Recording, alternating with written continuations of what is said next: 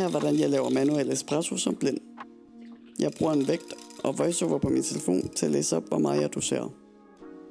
Jeg sprøjter med vand for at sørge for, at der ikke kommer statisk elektricitet, når jeg kværner.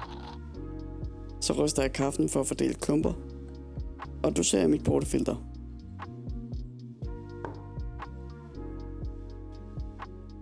Så gør jeg mit bedste for at tampe lige. Og så sætter jeg bryggeenheden sammen. Den har jeg fået hjælp til at foropvarme. Det er det eneste, jeg får hjælp til. Så bruger jeg igen voiceover og min vægt til at hælde op. Og jeg bruger snuden af min elkedel til at mærke, hvor jeg skal hælde. Så er det bare at sætte bryggeenheden sammen og op på stativet.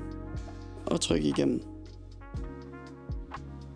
Jeg bruger igen vægten til at måle af, hvor meget jeg hælder igennem. Jeg ved cirka, hvor hurtigt jeg skal trykke for at komme op på 6 bar. Så er det bare at nyde kaffen.